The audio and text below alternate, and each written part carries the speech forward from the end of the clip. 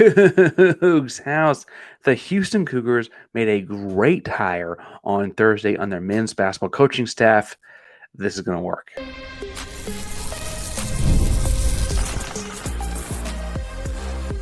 You are Locked On Cougs, your daily podcast on the Houston Cougars, part of the Locked On Podcast Network, your team every day. Welcome to Locked On Cougs, the daily podcast about your Houston Cougars. I'm your host, Houston-born teacher and coach Parker Ainsworth. Whether you're a Houston fan or just a hater can step by, thank you for making Locked On Cougs your first listen of the day. Appreciate making us your first listen each and every day here at Locked On Cougs. If you want to join the conversation but you don't know what to say, tell us in the comments down below if you're a savory popcorn person or a sweet popcorn person. It's white cheddar, butter, salted or caramel, whatever the options are. We tend to get that like combo one and split it because one of us likes one and one of us likes the other. But that's not here or there. Tell us in the comments down below which you prefer. Today's show is brought to you by Supply House. We're going to talk more about them later. We got a lot of things to talk about here. Full disclosure, the third segment at the end is talking about some Big 12 issues that could seep into Houston.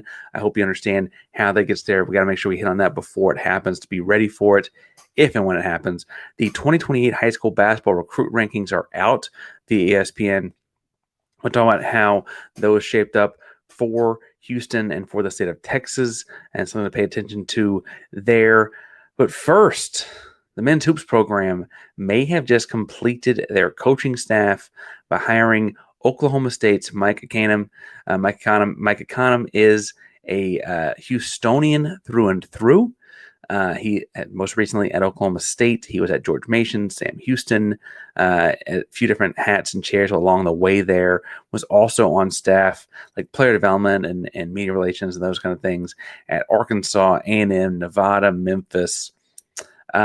He worked for Musselman at Nevada and Arkansas, Buzz Williams, Tubby Smith, Coach Passner. He was on the women's side of things at one point, worked with Coach Weatherspoon, did women's basketball at Louisiana Tech. He, I guess, crossed paths with Kelvin at the San Antonio Spurs in that portion of his career. He was kind of at the low rungs of the staff there in the early parts of his career. And this is early parts of his career after a brief stint. I say brief. It was a career playing professionally in Europe. He went to Europe after playing at Texas Lutheran. At that point, I believe they were a Division II school. I think they're presently a Division III school. At one point, they were in an NAIA school. But I believe he was there when they were a D2 school. He went to Rosenberg. He went to Rosenberg Terry High School here in Houston, in the city of Houston. And he is a guy that is incredibly well connected. Incredibly the staff continues to find great head coaches to work for. Kelvin Sampson and ultimately Kellen, if he's here long enough, is the next couple of head coaches next great couple of head coaches he's working for. What I think is fascinating about Ekanem, Mike, is that he is constantly on the move. He's been bounced around a lot, changing jobs, kind of slowly moving up that coaching ladder. But also along the way, you cannot find someone that will say a bad thing about him. He's only talked about in the highest regards. And I think that's interesting to see all these people. Again, he's bouncing from program to program, and everybody likes him along the way. Highly regarded coaches really like him. Sampson, I'm sure we'll hear some stories about how these two met up in San Antonio, working for Popovich at various levels there. Honestly, Ekanem was at San Antonio at one point. So this is to describe his work ethic. At the early part of his career, he's back in the States. Played in Europe, Germany, I think. Played in Europe. He's working on the staff with Pop for the NBA side. He's also on the staff on the I believe they were the Silver Stars, the San Antonio WNBA team at the time. He's skills training with kids in his spare time. Oh, and then he decided to start an AAU program along the way there as well in San Antonio. All of those things, all basketball, all the time. but like the guy just constantly works and works and works.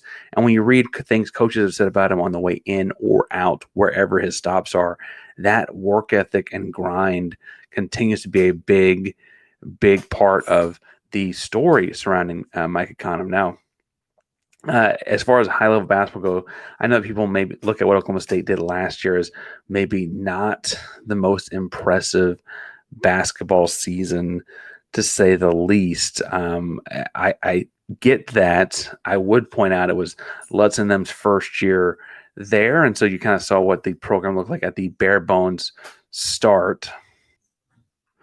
But I did reach out to a couple guys now that follow Oklahoma State basketball pretty closely. Yes, one of them is our host of Locked On Oklahoma State Cowboys, and I did want to talk a little bit about what their consensus thoughts were on him. No, I'm not going to say the name of them necessarily, but I thought it was interesting the kinds of things that they had to say about him. Quote, he's got great connections, made great connections with the young players, and still has that old school mentality. Lutz, the Oklahoma State head coach, is all about bringing Oklahoma State back to that Eddie Sutton day of grit and crazy work ethic. Mike was a major extension of that for him to make sure all things were connected. Other quote was that the Houston Cougars are just being selfish. Y'all don't need any more good coaches. And now what's interesting here to me is I don't exactly know where he'll fit into the staff. And when the official press release comes out from the program, we'll know more about that. But Ekanem is the kind of guy that's done a lot of different jobs. He's done media relations, connections to players, player development, X's and O's, second chair, third chair kind of stuff as well on the coaching staff. He's got a lot of things he's done in the past. And so we see where he fits into Houston. He is replacing Quantis White as Quantis White is on his way out the door to Louisiana to be the head coach of the Raging Cajuns. But we've also heard from Sampson and staff that they're going to be promoting Hollis Price to that more associate role that Quantis had. So does that mean that Ekanem fits in where Hollis Price was? Does Casey Beard move around? We'll see kind of who fits in where as far as the staff goes. Beard's out, making big moves in recruiting right now. So you got to think they're still thinking pretty highly of where they're going to fit him into this whole thing. Obviously, Kellen is 1B extension of the program. Hollis gets promoted somewhere in that totem pole kind of thing. And I don't know who fits in where as far as where Ekanem goes. But I do think this is a welcomed part. I'm also going to go on a limb here. I think he's going to stay at Houston for longer than he was at Oklahoma State or George Mason or A&M, Nevada, any of these other places. And it's not just because it's a Power 4 program coming off of an appearance in the national championship game. I also think there's something about, he's an older guy, a little bit. He's on the younger side of coaches, but he's got a family, a couple kids. He's from Houston. He's coming home. He knows Houston. He recruits Texas wherever he goes. Recruited Texas at George Mason, I'd point out pretty well. He hits Houston region and all his recruiting expertise. He also, for what it's worth, is going to be close with Kellen along the way and making that. You can't imagine they make this hire without Kellen and Kellen's consent. I don't know the compensation numbers yet. Again, that'll probably be in the press release when it's formally announced by the program. But this is coming on the heels of Kelvin restructuring his contract or in those negotiations with the school. So I'm sure they talked about how to, take care of the assistants. I'm sure he's going to be very well taken care of. Mike Ekanem is. And so I think all of that is to say that this stop feels different than the other ones. Now, does that mean he's never going to want to go be a head coach someday? I'm not going to say that about any of these guys. And frankly, we've heard Kelvin say as much about how he wants his guys to be the kinds of guys that have resumes that lead to head coaching jobs, right? There's no reason that couldn't also happen to Ekanem. Now, I do think, though, that he'll be here as an assistant for a minute, whereas he was not that with other people because of those connections to the city, because of that connection to Sampson from way back with San Antonio, and also because this is a different program. As Buzz Williams, A&M, and Musselman's Arkansas were great, but like Musselman left Arkansas, and so that blew that up for for Ekanem. And A&M, Buzz didn't leave exactly when I guess Ekanem left before Buzz left, but he left for a more front row of the bench coaching role when he left A&M. And so you got to think those things make sense. George Mason, Oklahoma State, jumping to the Power Four. Oklahoma State to Houston, jumping from a Power Four team to a national title contending team. I think that's kind of where he's going to sit for a second. And I think that's good for the program too. I don't think Sampson would have just gone out and willy-nilly talked to the school about restructuring contracts and all that, and then gone out and got a guy that's going to be a one and done kind of coach on the staff. Now, if they kill it and he gets a great job next year as a head coach of a D2, or Texas Lutheran needs somebody to come back, or whatever, I couldn't tell him not to do that. I think this is the kind of thing where he's going to be at Houston for a second, get involved in this program. I also think that when we hear things about how he's been involved in kind of bringing the old school, grinded out, tough, hard-nosed defense kind of culture at different programs he's been as far as the on-the-floor stuff, but still finds ways to connect to younger kids and current high school basketball players, that is exactly where this program is going and where this program has been built on. And I think those are all really important elements of this. I'm excited about it. We're going to learn more about it in the next few days, I'm sure, as more formal things come out, but really, really excited about this hire. I think, again, one of the most exciting things is the more you hear about Ekanem, you just can't, no one has anything bad to say about him. And that is an awesome thing for a guy with this many stops and with this many programs on his resume. Now, speaking of resumes, 2028s in the high school recruit rankings all just got some stuff added to theirs. And I think the state of Texas is getting kind of dorked around a little bit. We'll talk about that in a second. But first, before we get to all that, today's show is brought to you by Supply House. Get the supplies you need from the site made for skilled trades. That's Supply House. Whether you're into plumbing, HVAC, or electrical work, Supply House is the reliable way to order products online. Their easy-to-use website is packed with helpful resources and the latest product information. Get your job done right. Plus, complete inventory of over 200,000 parts from over 400 brands. You'll find exactly what you need delivered fast from coast to coast. If you need help with an order, Supply House offers expert support and industry-leading service. So always find ways to talk to a real person. And for trade pros looking for an extra edge, their free Trade Master program offers exclusive perks like dedicated phone lines, free shipping, discounts on every order. Thousands of skilled professionals are already taking advantage, and now it's your turn. Join the Trade Master program at supplyhouse.com/TM and start ordering plumbing, HVAC, and electrical supplies in just a few clicks. Plus, use promo code SH5 for 5% off your first order. That's supplyhouse.com. Parker Rangers locked on Coogs here, and we're sticking with basketball, but moving out of the coaching hire and into recruiting. Look, we're going to talk a lot about 2026's all spring and summer and into the fall, and then next basketball season, we're going to talk about the impact of these kids that were in the class 2025 and this great class that Houston has brought in, and the impact they make on the floor. They may be starting a couple of freshmen. We'll see how things shape out. 2027s are going to kind of slowly start to gain some notoriety here as we look at things.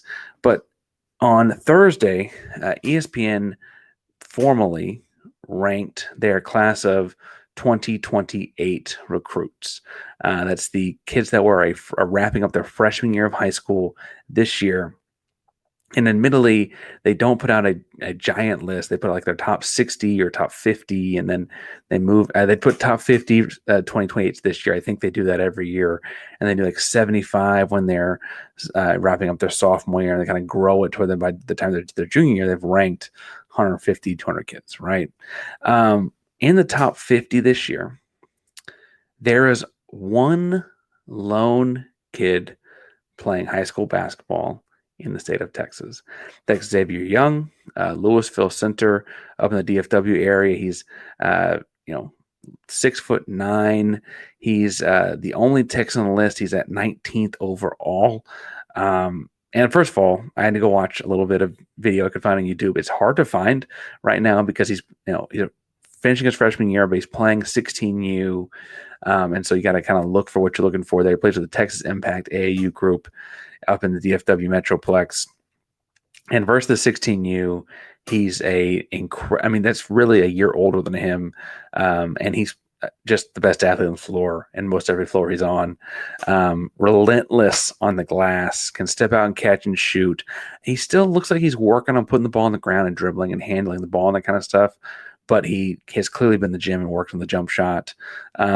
At 16U group, he's trying to block everything. And while you got to coach some of that too, that is his natural instinct, I think, is a big positive working in Xavier Young's favor. Exciting to watch on the floor because he plays with such crazy energy.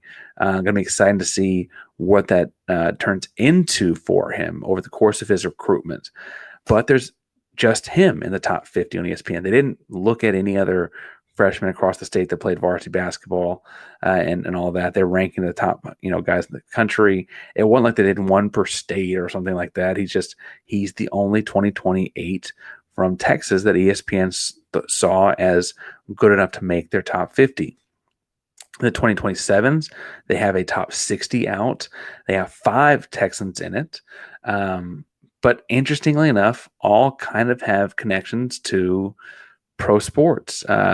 In reverse order, they have Reese Alston, son of Rafer Alston. They have Dawson Batee, who is nephew of Tony Batee. I think his father played high D1 basketball as well, but they have Dawson Batee, again, nephew of Tony Batee. Ryan Hampton, younger brother of R.J. Hampton. Beckham Black, younger brother of Anthony Black. And Marcus Spears Jr., that's the same Spears that is on all the daytime talk shows on ESPN, former Dallas Cowboy, right? That's the 5 Texans in the top 60 in the 2027 class. And I actually think Houston's got a pretty good shot to land Reese Alston in that class for what it's worth. He is all about the city of Houston. He was at the Final Four celebration. He took pictures with Jamal Shedd and Ladiki Giroux. He gets the brand. And I think if Houston needs a point guard in the 2027 class, he's a really good one to go get, and he is a kid that I think would love to play with Houston across his chest, right? But by and large here, that's rankings of 2 different classes. You've got a total of just 6 kids from the state of Texas. And frankly, only one of them doesn't have connections to current pro athletes or pro athlete sports talk. It feels very biased at ESPN as far as how they're ranking and what they're looking at, and frankly, where they're sending their recruiters to scout. Obviously, AAU tournaments can be national in a way that they weren't. Kingwood was the big one in this region when we were growing up, right? And so I guess you could go and see everyone at Peach Jam or see everyone. There's a big Under Armour one in Cincinnati, like those kinds of things. But it feels weird that a state that produces so much NBA talent, a state that produces so many basketball players, if you look at the rosters of all those Big 12 teams that have done so well the last decade, whether it's the University of Houston, pulling kids like Jamal Shedd out of Manor, Marcus Sasser out of Red Oak. Tremont Mark went to Dickinson. He had a great run here when he was at the University of Houston. LJ Cryer, another Houston area high school kid, but also just like Baylor pulled kids from all over the state of Texas. Kansas has pulled kids from all over the state of Texas. Texas Tech has pulled kids from all over the state of Texas. Schools that have made deep runs in the last 6 years. To feel like there's just not this talent in the 2027-28 feels disingenuous, and I don't have the resource right now to go pull up a ton of guys to prove them wrong. It just doesn't feel accurate in the same way that we talked about Kingston Fleming getting snubbed from like McDonald's All-American game because he, didn't play at one of those academies or whatever, right? It feels kind of similar to me. For what it's worth, Kingston Fleming is actually playing in another All-Star game this weekend. I think he's playing with Isaiah Harwell too. Anyway, the Reebok Iverson Classic happens. I believe it's in DC. this weekend, and he's playing in that. He played in the Jordan Brand Classic with Chris Sinek as well. And I think that the proof will be in the pudding when these guys end up being good. The rankings and stars don't have to mean a whole lot of anything or a whole hill of beans. But it's interesting to me that in 2028 you only got one in the top 50, and 2027 you have 5 in the top 60, but you can kind of name drop all of them in a way that's like, this feels very clickbaity. It feels like there's not a whole lot of actual notes going down. Now, I have all kinds of groups I like to follow on social media as far as high school recruiting goes in the state of Texas. If you follow me at Painter512, I'm sure you've seen me retweet and repost them. So we'll be following along, see what Houston's looking at in the 2026s, 7s, and 8s as those things start to develop. But it was just a weird trend that I didn't like and was not a fan of. And speaking of things I didn't like and I'm not a fan of, there's some bad news going on in recruiting with some Big 12 schools that I want to talk about briefly, because I worry it could happen to us too.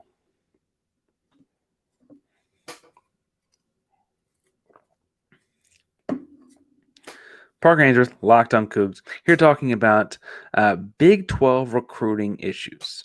And it looks like there may be some tampering happening out of BYU. So what I want to do is outline kind of the crux of the issue really quickly.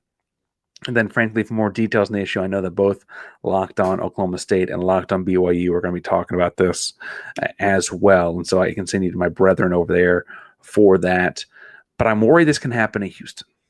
And so what happened, in a nutshell, is that apparently there's some BYU kid, Harrison Taggart, whose buddy was with, at this point, a former Oklahoma State defensive tackle, Justin Kirkland. Kirkland is from West Haven, Utah, which, in doing some quick Google mapping, is on the northern side of Salt Lake City. Harrison Taggart, the linebacker at BYU that is buddies with this guy, is from Draper, which is on the southeast side of Salt Lake City, across the city from one another. But apparently they're tight, and apparently there's several guys in the state of Utah that are tight with Kirkland, the Oklahoma State defensive tackle. They were seen taking a bunch of pictures after the two played each other this year and whatever. And it sounds like, kind of very suddenly, Oklahoma State defensive tackle Justin Kirkland jumped in the transfer portal and very quickly committed to BYU, and very quickly signed with BYU, all shortly after a BYU set of coaches traveled to Stillwater, Oklahoma to recruit a high school kid at Stillwater High School. And there was some skepticism from Oklahoma State faithful as to how many schools and what level of schools those coaches stopped at while they were in town. And I'm not here to tell you that I have a whole lot. Again, Cody at Locked on Oklahoma State and Jake at Locked on BYU are going to cover this and that respective storyline for both schools much more thoroughly. I will say that JT Wistersill has been on, beating the horse on this one about how they did this to Utah as well. Pulled in a Utah Lavasala, the defensive tackle as well. First of all, those are two good defensive tackles. That's going to be a really good defensive line at BYU with both of them.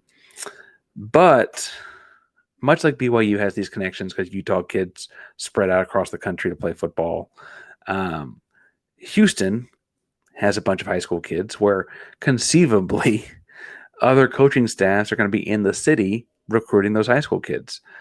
There's a lot of them that are really good. I worry that this is the kind of thing that Houston, as a program in a big city with a ton of talent, could fall susceptible to. Look, everyone wants kids from Houston on their program, period. Basketball, football, whatever, right? And as you look at that, these circles of who knows who and who plays against, I know so-and-so, my brother was on their brother's AAU team, or, we went to open gym together here. We played Little League there. I know you from that one summer of this and that. Like, those circles are increasingly small in a world where recruiting is increasingly national, right? And I worry, after reading stories about this BYU Oklahoma State thing, with whatever validity there is to it, it could all be hogwash by the end. it's usually a smoke, there's fire kind of thing with these deals, but whatever, right? The way that plays out, where the BYU staff goes to Stillwater to recruit a high school kid and may or may not have contacted a Division I football player at Oklahoma State that they had a player that was friends with or whatever, honestly worries me, because there will be Big 12 staffs, there will be SEC staffs, there will be Big 10 staffs, there will be every type of staff in America in Greater Houston looking at Houston kids, in football and basketball.